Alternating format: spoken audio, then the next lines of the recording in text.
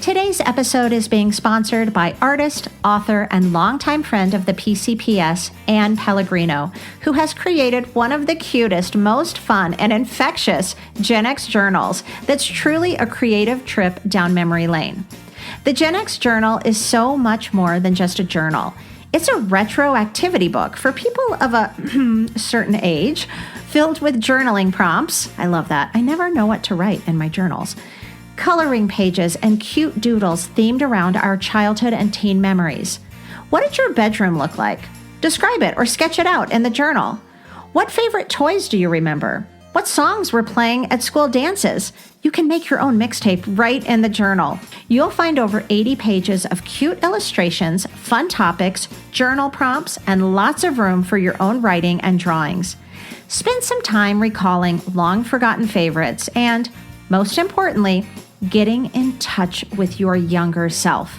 We love this journal so much. And it's available where you buy books or through the link in the show notes of this episode. Again, it's called the Gen X Journal, and it's created by Anne Pellegrino, who is Spot Girl Design on socials. And trust us, her art is beyond darling and whimsical. Go to spotgirldesign.com to check out all of Anne's incredible designs. Thanks for sponsoring this episode today, Anne. And more importantly, thank you for creating such a fun and fabulous journal.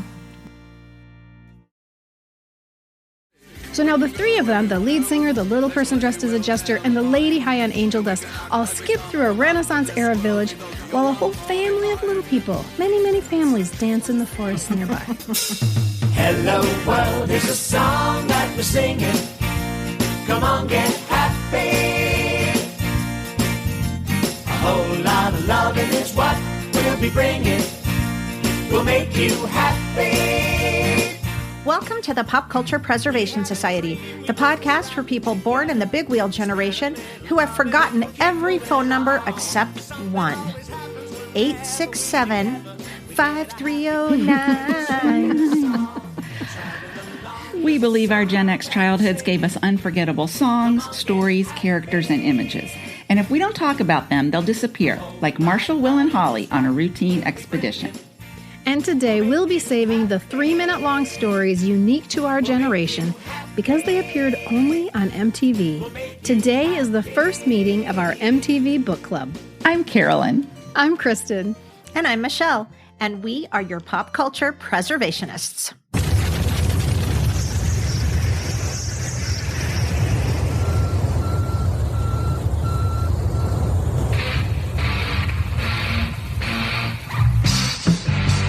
This episode is inspired by a game we play in my house called The Premise Is.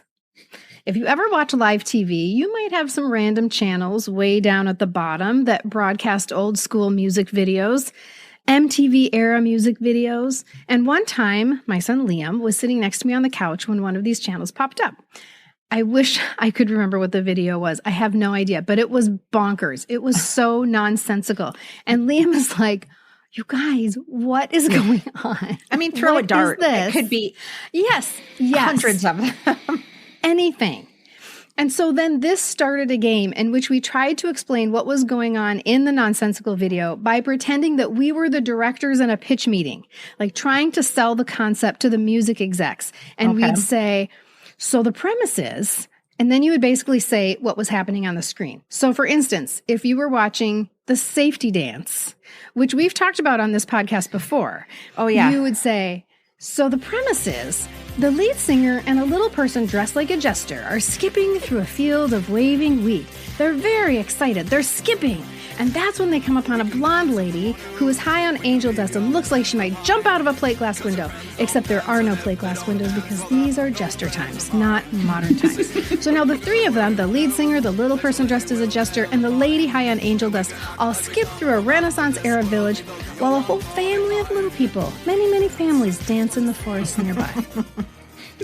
That's how you play The Premise Is. And you do it through the whole video. You just keep describing what you see on the screen. What if there was, and just like go with me here, everyone, a maypole Yep. And in that maypole, I get it. Okay, I get it. I get the game. Yep. This is going to be fun.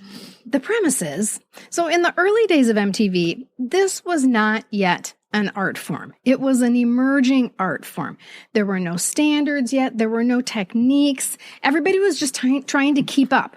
It was like they couldn't get out in front of what was happening. And that's why so many of the early videos are just concert footage or faux concert footage with 10 people in front, but they come in real close. And when people wanted to break out of that trap of faux concert footage and get more creative, they really had no template to follow. It was something akin to the shows we used to make up for our parents and their dinner party guests. God, you're right. Right. That's essentially what it is. Nightmare. It's the same thing. So it took a while, but eventually music videos started to do some storytelling with characters and plots and scenes. But that does not mean that they were good. Sometimes they were complete gibberish. But the medium was evolving, and that gives us a lot to talk about today. So today's episode was inspired by my own 2025 viewing of a video I used to love. But in 2025, I was like, oh my God, that is not okay.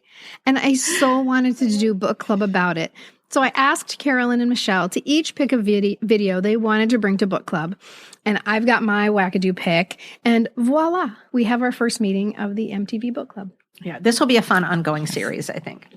Yes, Yeah. it will. Mm-hmm. It's Because fun it was to go hard to back. pick. Well, yes, that. Mm-hmm. And like I say a lot during this podcast, going back and watching some of these things, TV shows, whatever, or listening to music that I haven't really revisited since I first watched it when it was out.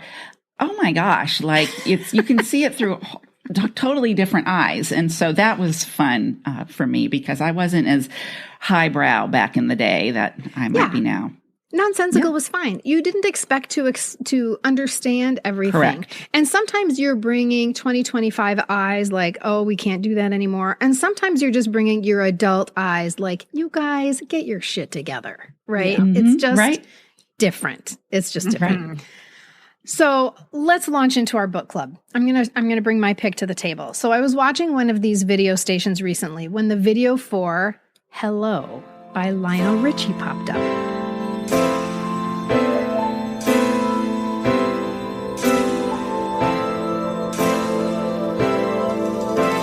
I've been alone with you inside my mind, and in my dreams I've kissed your lips 1,000 times. I sometimes see you pass outside my door. Hello. I have seen this video a million times, but this time was different. This time it was the year 2025 and I was 57 years old. And it was like I had never seen it before. I was like, what the actual F is this? Is this a creeper video? Yeah, same. So everybody's nodding their head. I didn't know if I Everybody's was nodding supposed their to head. I didn't know if I was supposed to call the cops. Yes, right. I was like, is there a retroactive, is there a time limit on when I should have called the cops on this? What's the statute of limitations for stalking? So I went online to see if anyone else had woken up recently and said, oh my God, is this even legal?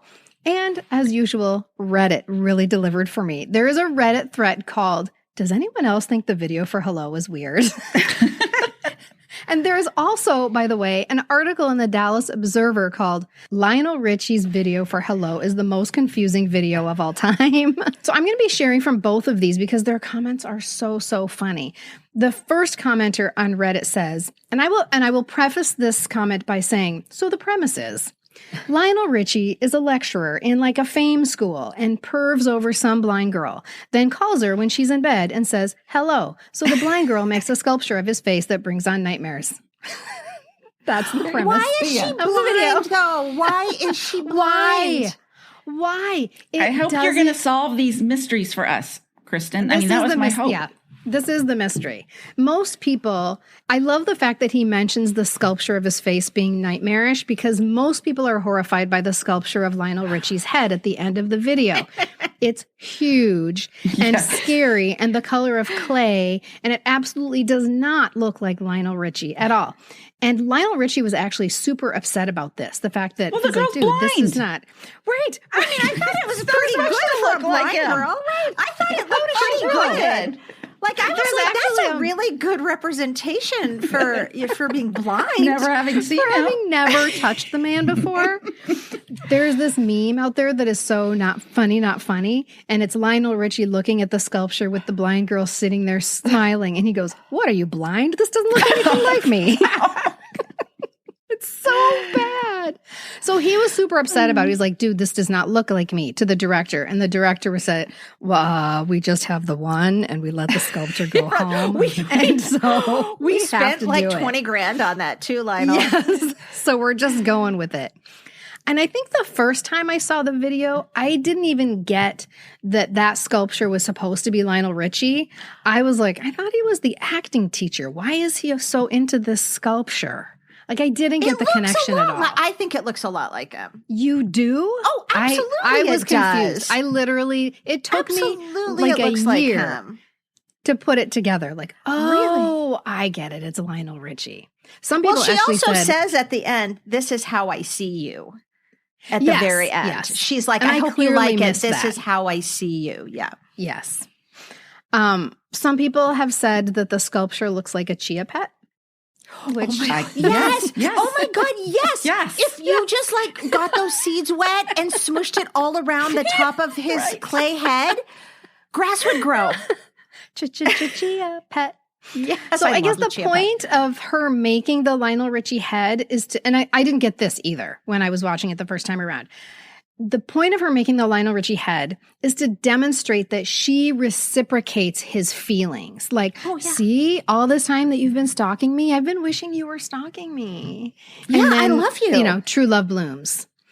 So upon watching it this time, it is truly pervy. The images of him following her after class through the hallways of what we can only imagine as a high school. It doesn't look like college. It's a high school. And he's hovering just over her shoulder, unbeknownst to her. And because she's blind. It's because she's blind. She doesn't know.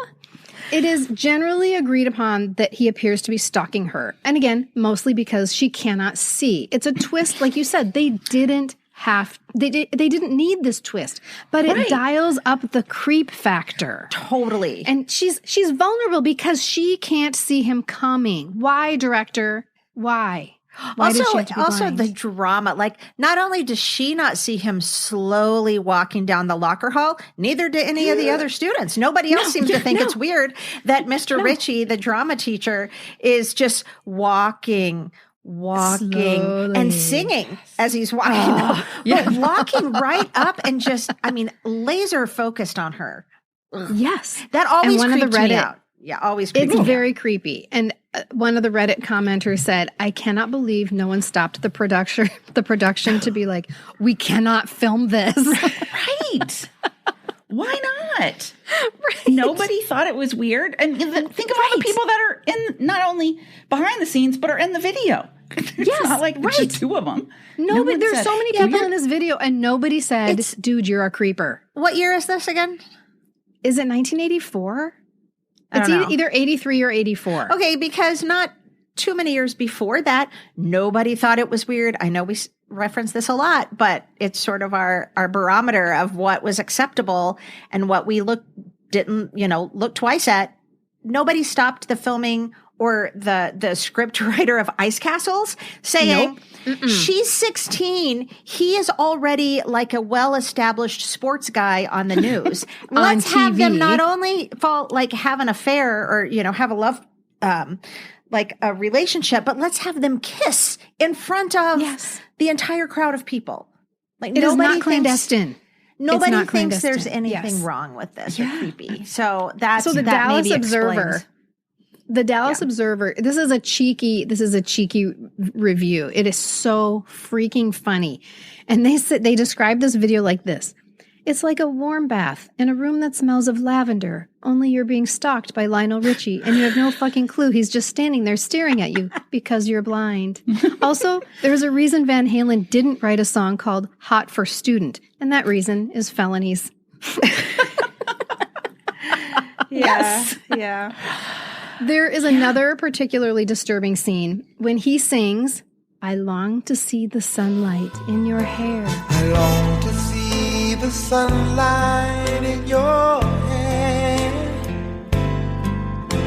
and tell you time and time again how much I care.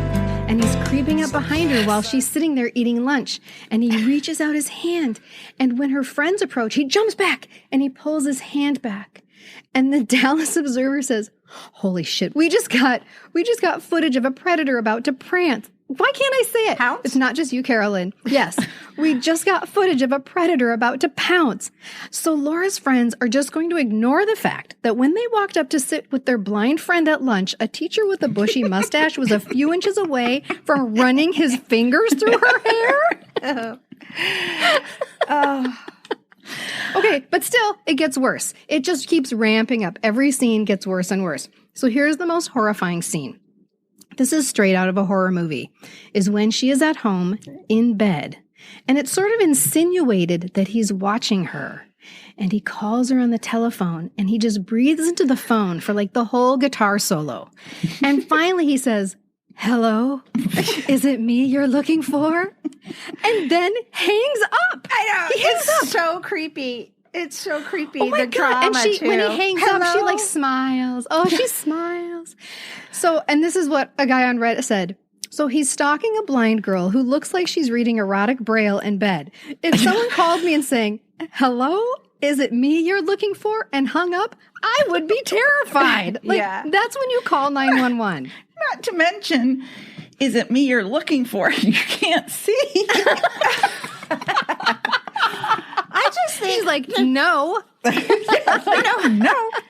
Exactly. the lyrics of this song, like when the writers of the video were like, okay, here's the song we need to write, we need to create a video for it. This is what they came up with. I feel like that's where we need to look Yes. for like the creeps, right? Yes. Because Yep. there's a million ways you could do a video to this song. It's actually a beautiful song, Yes. right? Is it me you're looking for? Yes. Yeah, because I can see it in your eyes. I can feel it in your Yes. or whatever. I just feel like for them to go, the premise is, I know, high school girl, Yes. Yes. creepy Being teacher, stalked. but guess what? Yes. Plot twist, it's going to turn out she loves him too. And she's blind. She's blind. Oh, yeah. And she's that's right. I blind. forgot. I forgot. Oh, by the way, she's blind. Yes. How So she about can't this? see him coming ever. She can't see him coming. So please, Kristen, tell me you found some intel on the background of this? No. Oh, okay. There's no background. But So you we know don't what? know why. No, we don't know why this is she the has premise. to be blind. And apparently they even filmed, this got cut. This, I can't even believe it. This got cut. Apparently they filmed a scene of her in the shower before she goes into bed where her naked body is shown in silhouette in the shower curtain. And again, they're insinuating that he's watching her. And okay, number one, stop it. And number two, have you not seen Psycho? You'd just be waiting for someone to like yank the shower curtain back and be like, ree. But no, somebody, so thank gross. God, finally spoke up and said, you guys Thank are goodness. That's gross. That's gross. I have a question, Yeah. and I don't know if you'll know the answer, but is she really blind? No, she's not. Okay. I looked that up. Okay. Oh, okay. Here's the scoop. Here's the scoop. So Okay. the blind girl is played by an actress named Laura Carrington, who went on to star on General Hospital from 1987 to 89. And apparently she studied at an LA school for the blind to prepare for this role because no, she is not blind. And after the filming, she became quite the Lionel Richie fan, and she followed his concert tours all over the country. no.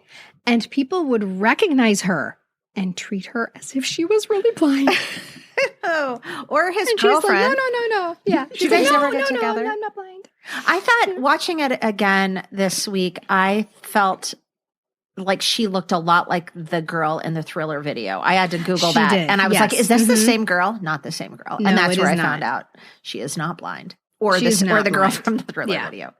And the end of the video is really interesting too, because this is when we are doing some storytelling. They're trying to tell a story. And so they take the story beyond the song. So the song ends, but the story continues. And a student comes running into Lionel Richie's classroom and he says, "Mr. Reynolds." I don't know why they had to change his name, but whatever. "Mr. Reynolds, there's something going on in sculpture class. I think you should see it." So the Dallas Observer says, "And Mr. Reynolds better be the school psychologist, because there's a student who just hand sculpted a bust of her teacher." But no, it turns out that the thing that this student was so urgent about was an impossibly bad rendition of Lionel, quote unquote, Reynolds' face with a chin that could be used to bludgeon wildlife to death. And it's true, the chin is enormous. Go and look at the chin of this sculpture. It sticks out like way beyond the face. It's bad. And then this, like, we brought this up at the end. This is how they end their article. The Dallas Observer says, wait. How does she know what his face looks like? How? Well, usually did she make blind this? people see people's faces by touching them, by feeling them, Yes. right? Putting their hands all over them. Yep. So when she says, "This is how I see you," I was like, oh, so she's clearly felt his face enough to make that, I don't know. But then she does I touch might his face. be trying to and this make is what it I'm make reading sense. into it. When at the end of the video, when she says that statement and then she touches his face, I'm feeling like this is the first time she's touched his face. It's sort of like the first time they've had sex. Or it's their first kiss, the first time I've touched his face. So it doesn't, I'm holding my hands out like I'm touching your faces. It doesn't make sense because is she just making out? I don't know. I have no idea. Okay, this is so funny though, because this is a really good point. And I wonder if Lionel Richie has been dealing with this for his entire career. The final thing that the Dallas Observer says is, how much do you think Lionel Richie has hated having to answer the phone for the last 30 years? If I knew Lionel Richie, every time he answered the phone with a friendly hello, I would say, "Is it me you're looking for?" Yeah, that's so funny. And coincidentally, this is apropos of nothing. I just think it's interesting. The director of this video is the same guy who directed the Pepsi commercial with Michael Jackson where his hair caught on fire. Oh my God. So I encourage everybody, go and watch the Hello video for the first time in 40 years and go, oh, I get it. Yeah, you're going to need to take a shower after, though, everyone. So, High school teacher stalking Ew. a student. I mean, she even goes to her locker. You guys. well, she's eating lunch in the cafeteria with her Yes. friends. It's not like it's on a college campus at all. It's high school. No. Hello. He calls his, what would you do if one of your high school teachers called you at home?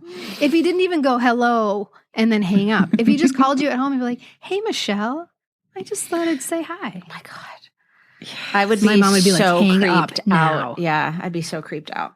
Mm-hmm. Oh my God. Yuck. Love the song though. Tell me how to win your heart, for I haven't got a clue. But let me start by saying I love you.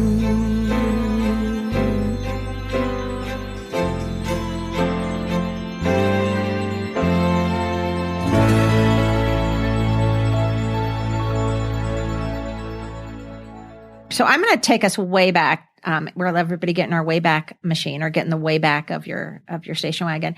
And we're going to go back to 1980. And I want you to stay with me now. So I'm going to be like the producer for this new video. Okay. So you guys are in the meeting room. Okay. And you Yeah, need we're to at the stay with conference me the table. whole time because I've got an idea. Okay. It's a big one. Okay. We're wheeling and dealing. Yeah, we We're are. doing it. And Okay. remember, this is 1980. Okay. So Yeah. this is even pre MTV. Okay. All right, everyone. So I've got a great idea for Whip It.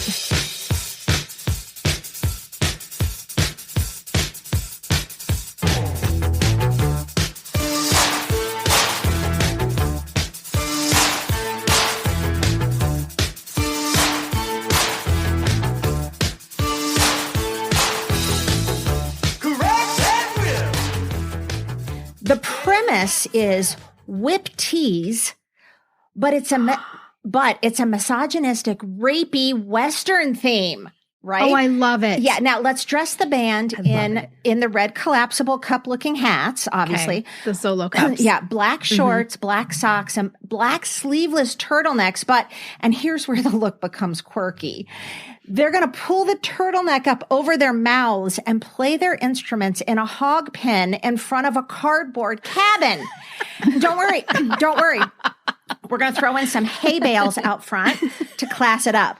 And what if we have a middle-aged mother figure standing at the window cutout, staring expressionless straight ahead? Sometimes we're going to have her hold a pie. Sometimes it's going to be a whipping bowl of cream. And in the other window cutout will be a girl. No, I've got it. A cross-eyed girl, who we will soon learn is a sharpshooter. She's eventually going to be raped, but we're going to get to that in a minute. Now, and maybe the through line of the video could be, and I'm just spitballing here, you guys. Okay. We will have lead singer Mark Mothersbaugh whipping around an actual bullwhip, but instead of a bull, it's a random mannequin-like woman, and every time he cracks that whip, another piece of her clothing rips off until she's left, get this, in just her corset. I like this. Okay, but could we make sure? Could we make that mannequin like a real woman, like a human woman? Yeah, she's just mannequin looking. That would be even she's better. Just mannequin looking. I love that. Yeah. I love this. Okay, good. Because here's the premise of the B storyline. Okay. Watching all of this unfold are going to be two real shiny and smiley guys and girls in cowboy garb. And don't worry all about the budget. We can just get all that at Mervin's. And they look like they walked straight out of a magazine ad for whatever beers they're cracking open. And they're going to cheer and toast every time that whip cracks off another piece of the mannequin lady's clothing before one of the guys gets mad at one of the girls and grabs her in anger. But wait, hold on. She'll laugh because assault is funny. Assault is funny. It cracks me up. It does. I know. I've been reading the room. Well, then the cross-eyed girl in the cabin, how about we have her shoot the can out of one of those fake cowboys' hand? At first, let's have it amaze him. But then I think it should lead him to stalk into the cabin, grab her, and rape her as one of the other shiny cowgirls yells, "Ride 'em, cowboy!" Oh, real loud. And wait, even better, we're going to put that on the screen. We're going to put that text right on the screen to really pound that home. Right, cowboy. In case they don't know what they're doing, then it'll make it very clear. Yeah, I think this really is going to get the message across that whipping women is fun. It is a good time. And bonus, you can dance to it. You really can. Yeah. I think this is just going to be like the bop of the year. Yeah, I think it is too. I really like it. I love the addition of the mother because what that does is it balances out the, like the boppy nature of it and then the real doldrums nature of it. She's just going to balance the whole thing out. Thank you. I'm glad you saw that because my intent was for her to really bring a little bit more wholesomeness to this video. Yeah. What do you guys think? That's a really great, because it is somewhat wholesome. Yeah. You guys, if you haven't seen the video for Whip It in a hot second, that's it. That's it. That's literal. You just did a play-by-play. And when I say cross-eyed woman, I'm not kidding. They make her look cross-eyed as she shoots because then the guy's holding the can and it's like all like the can is like, whoa, she's got double vision. It's like double vision. How does she see it? Okay, this song, Whip It, was released by Devo. Carol is just laughing. She's just laughing. And it is called Whip Tease. If you catch it, it is a split second. But at the very beginning of the video, it is a split second. Open your weekly reader this Friday and you'll see it. It comes flying in. You know, those really cool graphics they had in 1980. It comes flying in and it's written in like a rope. It's like a graphic and it says Whip Tease. Oh. Get it? Like strip tease? Yeah. Whip tease. This is brilliant. There is a lot of backstory to this that thank God I read because I was like, holy hell, this is disturbing. Like I said, it's very misogynistic and rapey. 100%. And we're recognizing all of you out there. We all loved this video. Oh, I loved it. It was fun. It was funny. It was so funny. I love this song. Well, you know, the song Whip It was released in 1980, which is a full year before MTV. But in 1981, once MTV started, they played it a lot, as we all remember, and it kind of revived the song. The song was kind of already going downhill. I didn't know that, like which comes first, the video or the song. In this case, the song did. And so did the video, because when Whip It started to receive radio airplay, and you guys, I'm getting this straight from, the trusted source Wikipedia, so let's just take this as you want to. But when it did start to receive airplay in 80, before MTV, the record company was like, hey, why don't you guys make a video for Whip It? We're going to give you $15,000.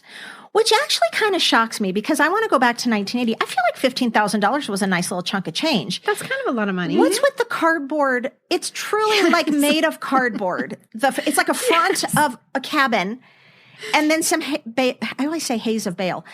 Bales of hay. And then like Devil's Tower. It's like Close Encounters of the Third Kind behind them. But it's like painted. Cardboard. But it's cardboard. Like painted on a screen. I thought they were trying to give us some kind of vibe of that. Yeah. It was purposeful. I don't know why. Well, but apparently this whole idea, this whole plot, the whole premise they didn't just pull it out of thin air. It came from an article in a 1962 issue of a magazine called The Dude. And the article was about a former stuntman who marries a stripper and moves to a dude ranch in Arizona. And for entertainment, the man would use his whip to remove the clothes from his wife. She would remain unhurt, though. He could just snap them off of her, right? Well, Devo, the band, has said that's the kind of stuff that fed us creatively. It was just so stupid and so low, and yet just so great. Yes. So I think they were going into this with a sense of humor. Now, we also have to remember the time. Right now, we're like, how is rapiness funny? Like, how is this funny? It's 1980. They were like, they were truly like, this seems so horrible.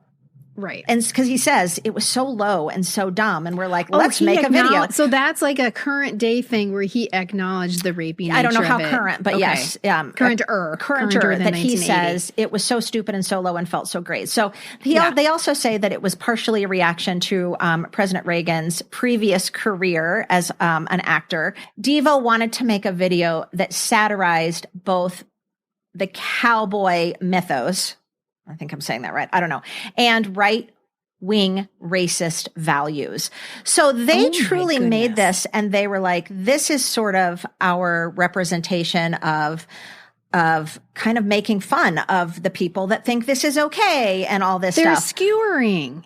They were skewering. Well, that backfired on them just a little bit, because the claims of misogyny increased when Devo was cut from a live performance on an episode of the Midnight Special, the show that was hosted by Lily Tomlin. She saw the video, Lily Tomlin, and she refused to host the show unless Devo was cut from the lineup that night.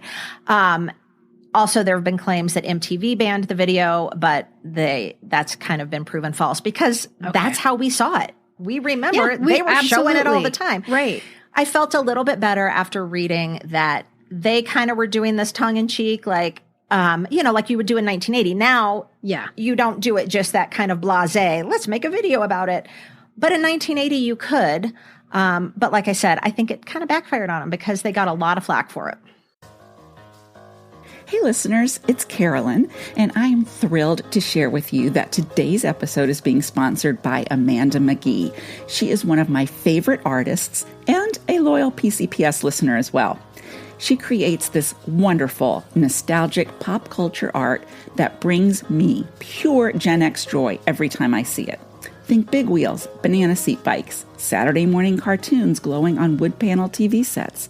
Her work is bright and happy, and it's truly dripping with nostalgia. It's the perfect gift for your sister, your bestie, or yourself. Because why not? I gifted myself Amanda's Christmas morning print last year, and let me tell you, it is everything. I dare you to find a piece of art that can bring you more joy. So make this gift-giving season special. Head to amandamcgee.com. That's AMANDAMCGEE.com From now through December 15th, enjoy 25% off all reproduction prints. The best news of all is that PCPS listeners can receive a complimentary $25 mini print with every purchase of a print. Just use PCPS at checkout. So head to amandamcgee.com and get some of your holiday shopping done today.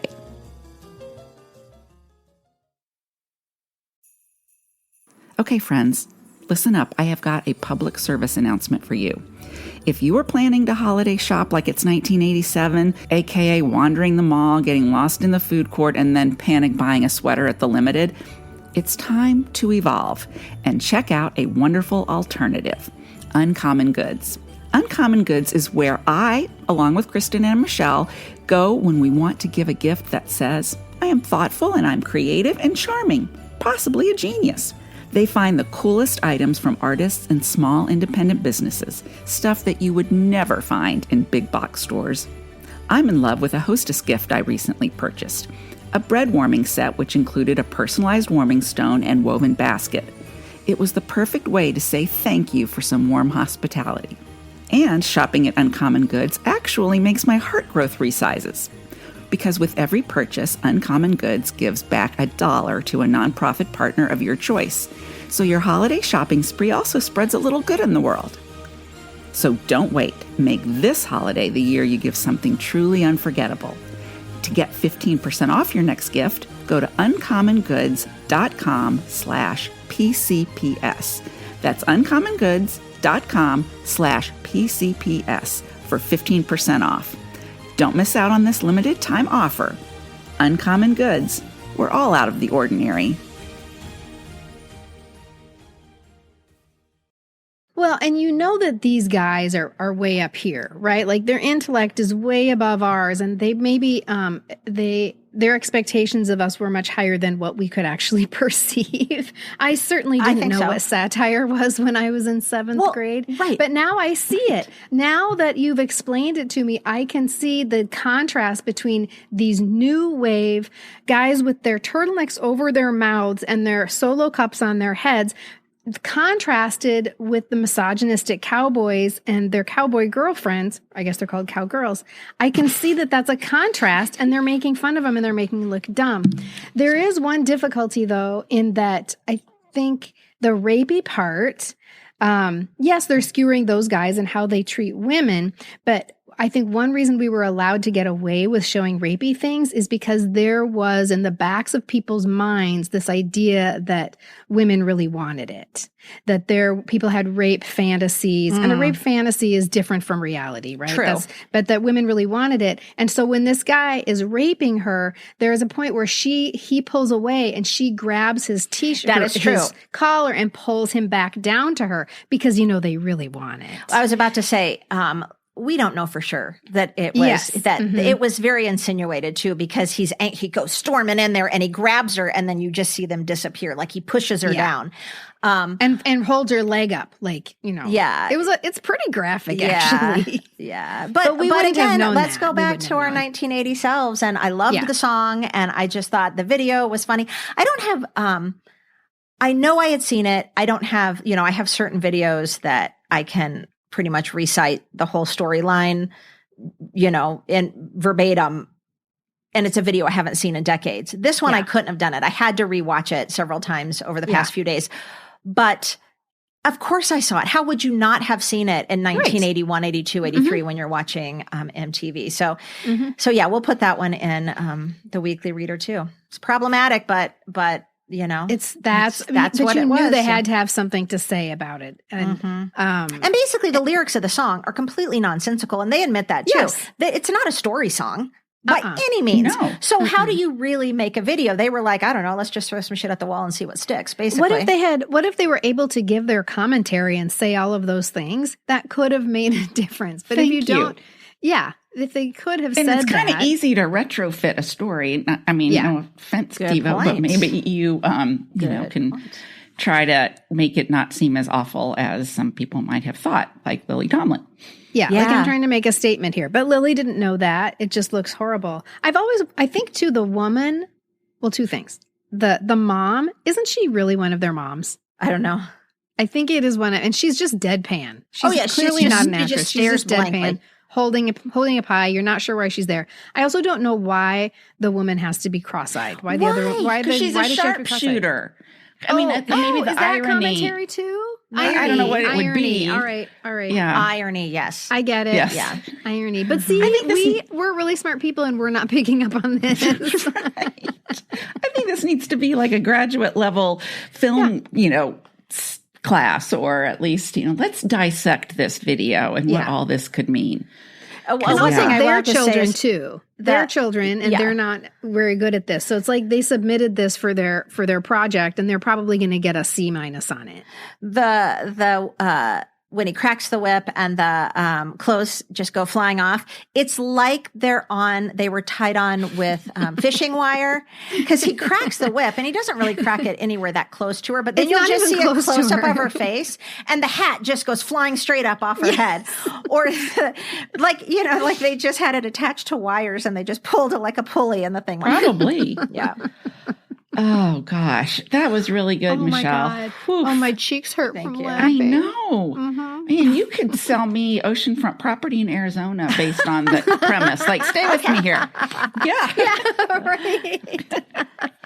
Obviously still, very convincing. But the point of the was premise fun. is, like, how did Devo walk in and sell that premise to somebody, and somebody had to rubber stamp it? This is They're how like, I'm "Trust us." imagining when I was watching it. I kept watching it over, typing, and then this is what I'm getting, because it was really fun to write, because you could imagine how absurd it had to have been. And it has to be not very far from how I read it, probably. No, I think you're probably right on. Shape it up, get straight, go forward, move ahead, try to detach it. It's not too late to whip it good. Okay, you guys, let's hop in a time machine back to 1986 when MTV was basically babysitting us, okay? And we would be watching that. And I guess I shouldn't say babysitting a lot of Gen X. I was in college, and I loved anything that had Phil Collins or Genesis, primarily because my boyfriend at the time, now my husband, Andy, loved anything that had Phil Collins and Genesis. So automatically, I'm going to love the song. Love the song, the video. Bleh. Okay, so let's talk about it, everybody. This video. What's the song? You didn't say the song yet. Oh, sorry. Yes, stay with me here, everybody. Our song is Land of Confusion, which could not be more of an appropriate title for this music video, because I was so confused.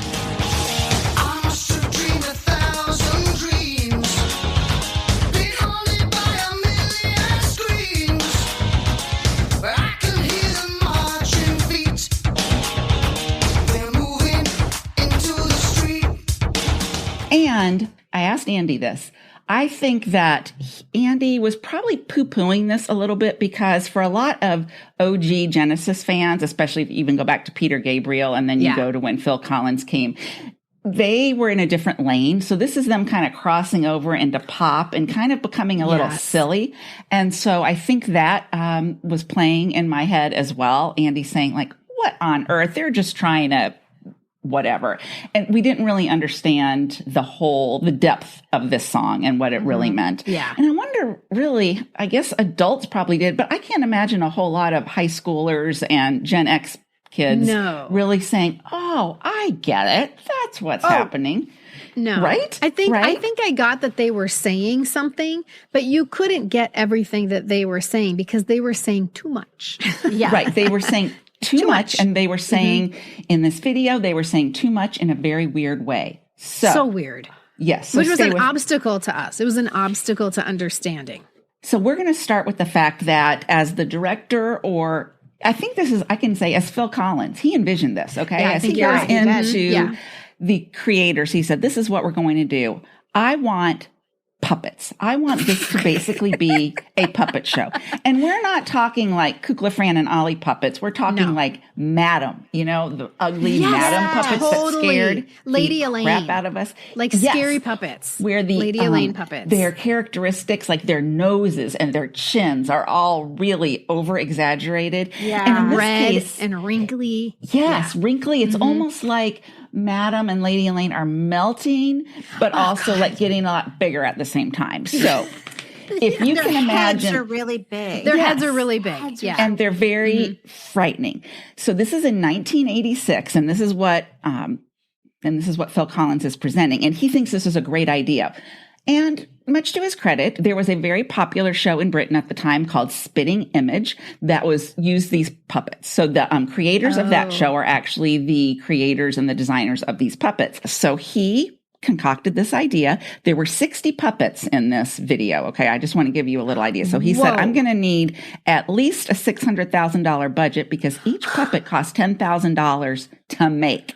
Are you kidding me? No, what? I am not kidding you. Yes. And you guys, as we will soon find out, this is a very star-studded music video. Okay. Probably more so than even We Are the World. Jeez. So here we go. I'm going to give you kind of a scene by scene breakdown, and hopefully you'll find it amusing. We will go from there. Okay. Ironically, we are going to be in a nightmare that Ronald Reagan is having. That could be the end. I know. The end. Yeah. Mm-hmm. That says it all. I mean, if I had known that in the beginning, that would have helped me tremendously, that this was Ronald Reagan's nightmare. Because I didn't even get that. Right. I think that's exactly the case. So I'm going to tell you what exactly was happening on our screens, although we might not have realized this at the time when we were watching it. No. Okay. Because it's bedtime. It's bedtime for Nancy and Ronald Reagan. And bedtime for...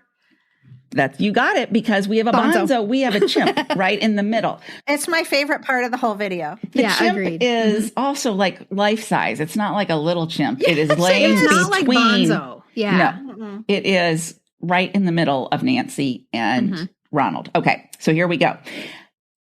They go to sleep, and Ronald Reagan begins to have what all of us had watching this video. He started to have a nightmare. Okay, we realize when you got a lot on your plate like I do right now, you have a lot of anxiety, your dreams are weird. This is going to be a crazy nightmare.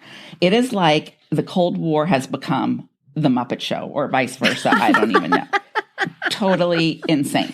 Okay, so Reagan is asleep. He's tossing and turning. The chimp is snoring beside him, and all of a sudden, we hear the iconic do-do-do-do. We hear the drums, and there's Phil Collins' puppet. He jumps on the screen. Scarier than the chimp or Ronald Reagan or Nancy Reagan, I think, is Phil Collins' puppet. He's sweaty. He's bug-eyed. He just looks like the world's kind of weirdest bobblehead. It's just this head. Yeah. And then also they look kind of rubbery, and they have hands, which are like kind of human-like, that are kind of holding the microphone. It's very strange. And it's not like well-kept Phil Collins. He's like bald on top, but long stringy hair, like Grandpa Phil Collins if he like lost his job. Yeah, it's kind of that era Phil Collins, though, to be honest with you. They did a pretty good job. Okay, so Phil has hopped on, and we see a few other little pieces of Mike Rutherford and whatever the other guy's name is in Genesis. I don't really know. Yeah, the other guy. And meanwhile, we're going to cut back to Reagan is in bed, and he is thrashing around. He is dreaming about chaos because... little do we know, back when we didn't have a care in the world except our hair getting bigger with hairspray, is that there's a lot of Cold War stuff going on. And that is happening in his dream. It's transpiring in his dreams. We see tanks rolling. We see rockets launching. And then we see these world leaders popping up, just their heads out of the ground. Okay, so we see these giant, army boots marching through a swamp. I don't know what it is. And then all of a sudden, like, Gorbachev's head pops up, kind of cockeyed. It's a puppet, you guys. Yeah. Right. Yeah. And remember, they're these awful puppets. And, the Ayatollah. And I don't think I realized that when it was happening. I had no idea. I didn't know those were world leaders. I was just singing and maybe not even paying attention because it was that crazy and wild. I mean, Margaret Thatcher is in there. Oh, I did recognize that one. Yeah. Yes, it is like a cartoon, Saturday morning cartoon from hell. It is just it's like Croft's Super Show for world leaders. Yes. 100%. I would say that's a great analogy. All right. So we've got that weird swamp scene. And then suddenly we have Reagan trying to put on a Superman suit. Okay. And he is like on a couch, and they look like underoos. Remember underoos where you could like be a Superman, but they're kind of tights that he's trying to put on. But he's also got that kind of, he's lying down like we would do to try to zip our jeans up. Exactly. Trying to like get them on. And again, he's looking really scary. So this rubbery creature trying to put all of that on. Okay. And then we get to the chorus again, and this is Genesis rocking out, except their faces are just kind of stuck. They're not really moving. And Phil is yelling, "This is the world we live in." And their faces are just freaky. And it is like the world we live in is melting face puppets. This is the world we live in, and these are the hands we give them. Use them and let's start trying to make it a place worth living in. And then, you guys, it turns into what probably could be described as the strangest celebrity cameo party in the history of cameos, of parties, of music videos. Maybe a little bit of a spoof on We Are the World, but the oddest collection of people. I mean, there's world leaders, there's the Pope, there's Prince, there's even like a Kermit the Frog shows up, all of these things. I want to read to you. I'm not even going to include every name because I don't even know who some of these people are, but I am going to read to you just a handful of some of the people that appear in this video. And I guess in a way it could be a time capsule. As puppets. Yeah, all of these are puppets. Remember, we have 60 puppets at $10,000 a pop. And they could have saved some money because some of these people, I don't even know why you needed to put them in, except that this is indeed, like I just said, a kind of a snapshot time capsule of who was who in the 80s. Okay, so we obviously have the band members, and we have Nancy, and we have Ronald. We've said Margaret Thatcher. There's Jimmy Carter. There's Henry Kissinger. There's Brezhnev. There's Mussolini. There's the Ayatollah. There's Gorbachev. There's Gaddafi. I don't know who Ian Paisley is, but he's there. Walter Cronkite, Helmut Kohl, Richard Nixon. Okay, here we go. Michael Jackson, Madonna. Oh, that was Michael Jackson. Why was Michael Jackson putting ketchup on his tongue? No, that was not Michael Jackson. That was Prince. Wasn't?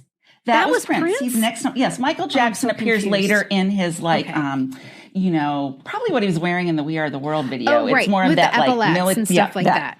Okay, so why was Prince putting ketchup on his tongue? I do not know. And listeners, if you happen to know, I don't even know that there is a reason. I didn't find one in any of my research. But yes, there's that strange scene where because evidently Prince has a really long tongue. Is he known? He's known for that. I have never heard that. Like Gene Simmons. Well, there you go. Pete Townsend, Tina Turner, Prince Charles, Princess Diana, Meryl Streep, Marlon Brando, Leonard Nimoy, Bob Hoskins, Johnny Carson, Ed McMahon, Bob Hope, Sylvester Stallone, Bob Dylan, Mick Jagger, Jim Baker, Tammy Faye Baker, Robert Maxwell, Steve Davis, I don't know who these people are, Cliff Richard, Clint Eastwood, Bruce Springsteen, Queen Elizabeth II, Prince Philip, Bette Midler, Hulk Hogan, Prince Edward, Sarah Ferguson, Bill Cosby, Yoko Ono, Sting, Mr. T, Dolly Parton, Pope John Paul II, Paul McCartney, Ringo Starr, Grace Jones, Barbra Streisand, David Bowie, and Elton John.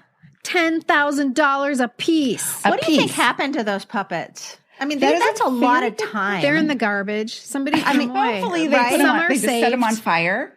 Yeah. I don't know. But that would be toxic if you burned those things. That is so self-indulgent. That is MTV and the record label and Phil Collins being so full of themselves that they're just throwing money at things and thinking somehow they're going to recoup that. Well, they could have cut that by 3/4. I don't think you could start by cutting Prince putting ketchup on his tongue. They could have, but then I would ask the question, would they have won the short-lived Grammy Award for Best Concept Music Video during the 30th Annual Grammy Awards if they had cut that much out of it? Unbelievable. Who knows? Wow. We do not know. Wow. But we're going to go back to the video because we haven't finished yet, okay? We have this crazy scene of all of these celebrities and they're singing. It's just all over the place. It's crazy. It's obviously been this incredible nightmare for Ronald Reagan, and he is sweating profusely. So much so that he's like underwater, and Nancy has a snorkel because, I mean, the whole place is... And I'm so glad you said that. Welcome to most of my nights. Yeah, no kidding. I could, as a 60-year-old now, moving halfway across the country, this has been my dreams. I can totally relate that if you were the president during the Cold War, you are drowning, and when you go to sleep at night, these are the faces that probably run through your mind, and they probably look just as scary. This is why we need book club, because I didn't realize he was drowning in his own sweat. I just thought there was water in his bed. Yeah, no. His water bed sprung a leak. And exactly, but here we go. The irony to all of this is he wakes up, it's the morning, and he says to Nancy, good morning. The puppets say that to each other. And he grabs for a glass of water that's next to his bed, and he tosses it. And it hits Nancy, and luckily she has a mask on and a snorkel, so it doesn't really affect her that much. And he decides he needs another glass of water, and there's a little remote control kind of button thing on his wall next to him. And one of the buttons says nuke, and the other says nurse. And he says to Nancy, "Oh, I need another glass of water. I'm going to be asking the nurse." And so he pushes a button, accidentally pushes nuke and not nurse, and then one of the mushroom clouds erupts. And there we go. That is the end of our music bright video. red buttons. It's like the red button. It's pretty brilliant. It's pretty brilliant. It's high concept for sure. It's pretty brilliant commentary. I didn't get it at all. I didn't when get I it watched either. it. I just thought it was like sort of a fantastical, bizarre acid dream puppet show. Well, kind of like the Devo video. It was just exactly bizarre, and it didn't make sense. And again, I don't think I recognized half of those puppets. But let's talk a little bit about maybe what this meant. And I'm going to share some of the lyrics, okay? Okay. Because, again, you guys, we lived at a scary time, but we didn't know how scary it was just because we didn't have news 24/7 and people, exposing us. We were of a certain age, and we also just didn't have access to that information. Yeah. Probably just as well, because I probably would have been having those same kind of dreams that he was having, like this is the end of the world. And there were so many players. I mean, that was the other thing. If you just think about this puppet video, all of the different, now we can say there's Putin and there's some other people. But back then, we had a lot more players and trying to appease people and yikey. Okay, so the lyrics are so profound. Again, I would have never gotten this. Totally lost on me. Like this whole song needs to be reintroduced now because it makes perfect sense right now. I must have dreamed 1,000 dreams, been haunted by 1,000,000 screams. This fits perfectly now when you know the lyrics and you know what the video is doing. Yeah. But I can hear the marching feet. They're moving into the street. Now, did you hear the news today? They say the danger is gone away, but I can see the fire still alight. They're burning into the night. And again, it's like we were being told everything's fine. Kind of like we're probably being told that a little bit. I think it's a little bit gaslighting. Yep. Too many men, too many people making too many problems, ready, and not much love to go around. Can't you see this is the land of confusion? I mean, are we not living in the land of confusion right now? On purpose, purposeful confusion. Exactly. The obfuscation and too. Is the name of the game. Right. And guess what? This is the world we live in. And these are the hands that we're given. So you guys, let's use them and let's start trying to make it a place worth living in. Amen. Alleluia. Preach, Phil. Preach. And now Wonderful. I understand that what confused me so much was the chaos and the sleight of hand. Like, just keep showing them stuff.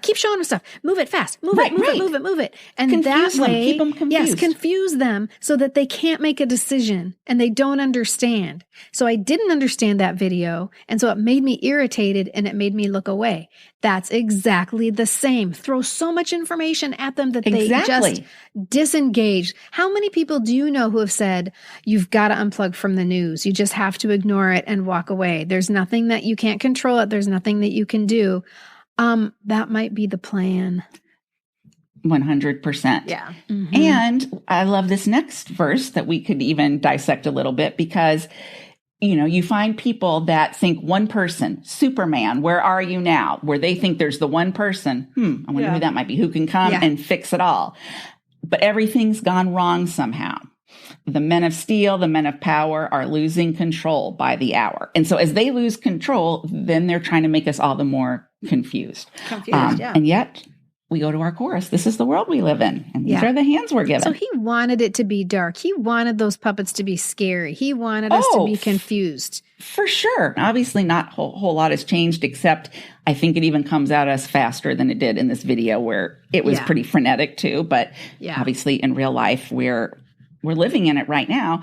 And there's a verse that says, my generation is going to put this right. We're not just going to make promises. He remembers this other time. We're going to, Gen X, you know what? We're going to make this right. Yeah. We know that we can make a difference.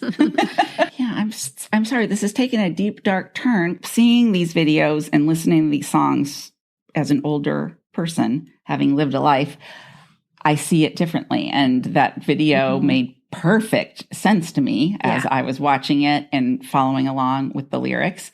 And it's still one we remember. I mean, that's the other thing is it's one of the most well-remembered. It lost video of the year that year, coincidentally, to Peter Gabriel's Sledgehammer, which is another classic. Yes, right? It is. That's got book club written all over it too. Yes, and so that was a really good year. But yeah, so it's one that people always will refer to. Probably if you say, what are your top 5, I think that this one will always come in. And maybe not just because of the puppets and how weird it was. Well, and I think the irony could be, like, if you ask me, what is one of your least favorite videos, I would probably say Land of Confusion. And Phil Collins might say, good. Yeah. Like I meant to make you uncomfortable. It's meant disturbing. to make you disturbed. Yeah. Exactly. Good on you, Phil Collins. Good job. Good job.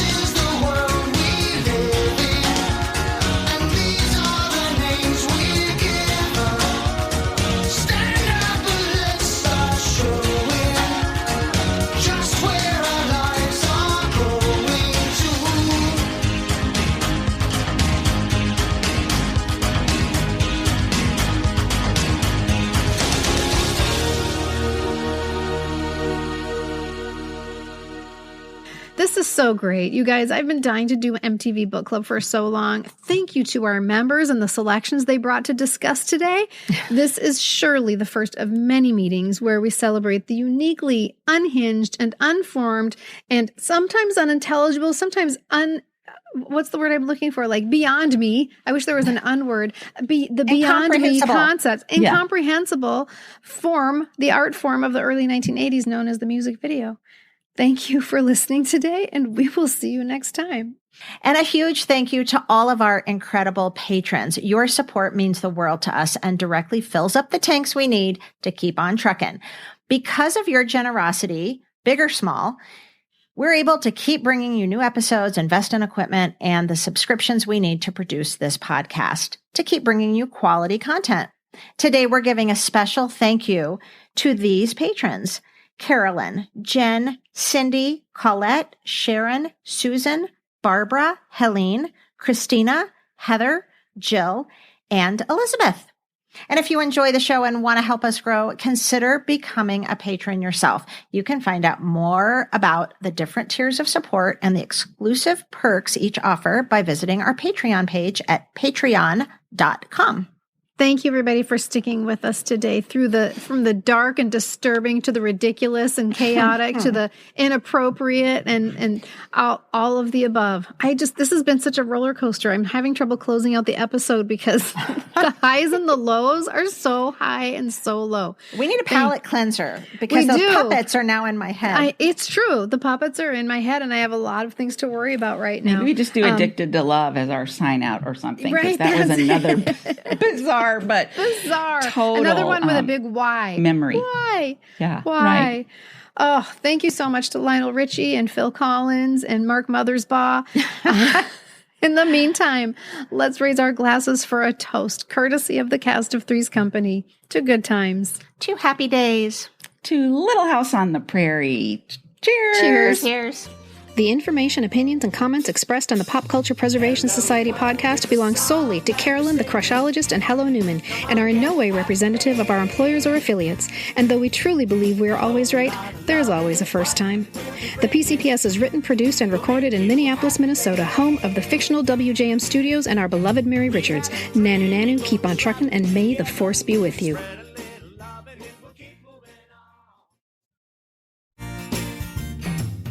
Today's episode is being sponsored by artist, author, and longtime friend of the PCPS, Anne Pellegrino, who has created one of the cutest, most fun, and infectious Gen X journals that's truly a creative trip down memory lane.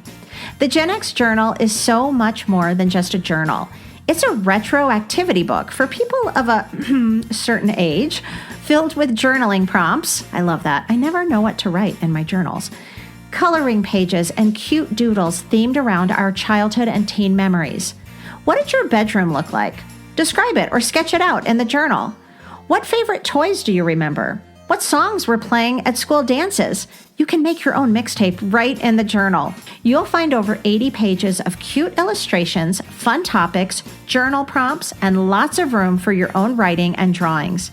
Spend some time recalling long-forgotten favorites and, most importantly, getting in touch with your younger self. We love this journal so much. And it's available where you buy books or through the link in the show notes of this episode. Again, it's called The Gen X Journal, and it's created by Anne Pellegrino, who is Spot Girl Design on socials. And trust us, her art is beyond darling and whimsical. Go to spotgirldesign.com to check out all of Anne's incredible designs. Thanks for sponsoring this episode today, Anne. And more importantly, thank you for creating such a fun and fabulous journal.